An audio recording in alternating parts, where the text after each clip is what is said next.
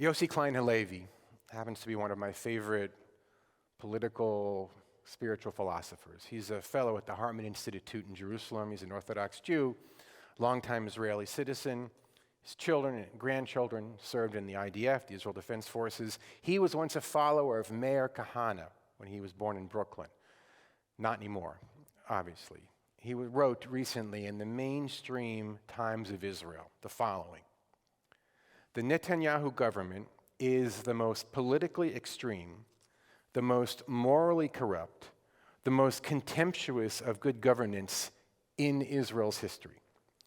This government that speaks in the name of Torah desecrates the name of Judaism. This government that speaks in the name of the Jewish people risks tearing apart the Israel-diaspora relationship. His colleague, Rabbi Daniel Hartman, both of whom, by the way, Daniel and Yossi Klein Halevi have been on the bima in this congregation many times, spoke about sitting Shiva when the government of Naftali Bennett fell and Netanyahu took its place. Hartman is the Israeli director of the Hartman Institute, and he is proudly an IDF tank commander, was. So given all these things, I think it's safe to say that Houston, we have a problem. Tensions between the Israeli government and a plurality of its citizens, and many in the American Jewish community, have rarely, if ever, been higher. Now, in credit to Israel's astoundingly vibrant democracy, 100,000 Israelis, Arab and Jewish, marched in the rain in opposition to the current government.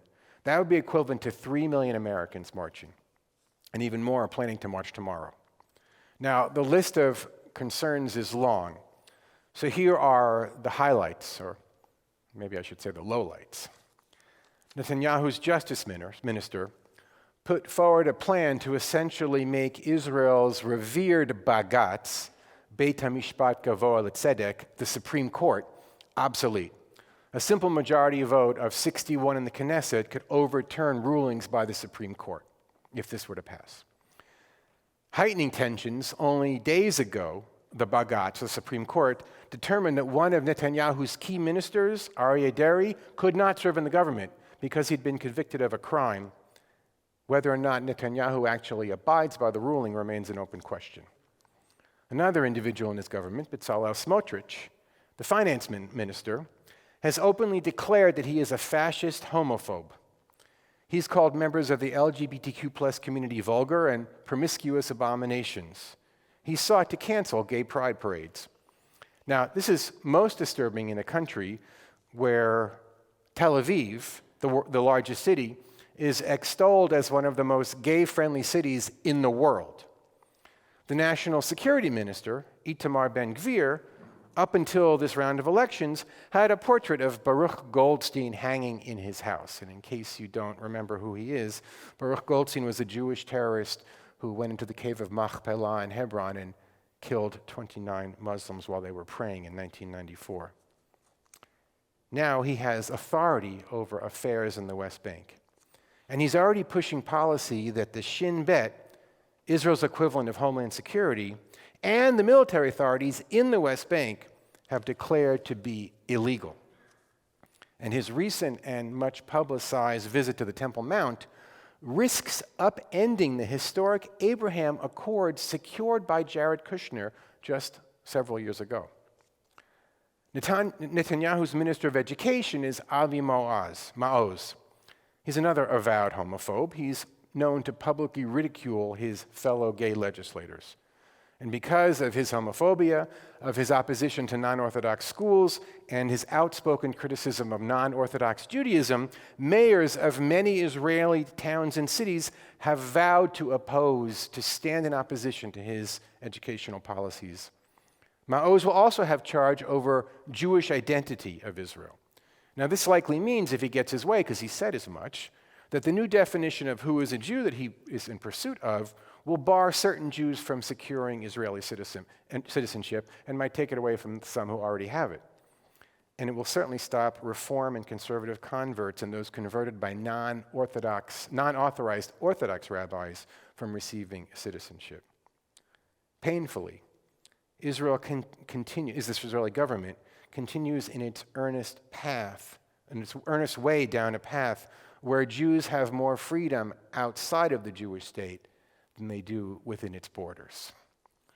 Now, all of what I've said leaves out a potential increased discrimination against 20% of Israel's population, its Arab citizens. Many of these people have identified themselves as racists. So you're getting my point. There is cause for deep alarm. So much so that even Alan Dershowitz, who is always a vehement critic of anyone who criticizes Israel, has expressed his own criticism, though he called it a non-criticism, of the efforts to undermine the Supreme Court in Israel. Of course, leftists are apoplectic, but the voices of concern come from all corners of Israel's supporters in the Jewish community and from within Israel itself, as witnessed by the marches of last week and that coming up tomorrow. So what are we here in America, American Jews, to do? Well, I don't believe that we should stand by or can stand by and just watch as things unfold. My answer is that we have to become even more engaged in Israel's future. And I want to be clear. I say this as a proud Zionist. I am deeply committed to the future of our experiment in Jewish governance and our Jewish national homeland, in Israel's future. I consume several sources of Israeli news daily. I have family in Israel. I spent months of my life there and plan to spend months more there again. I am spiritually and emotionally deeply invested in Israel as the eternal homeland of the Jewish people. I have the obligation, because of that, to seek her well-being. Because Israel is not merely the home of Israelis, Israel is the Jewish homeland. And the very nature of that vision requires a very different entity than what Netanyahu and his allies are clamoring to create.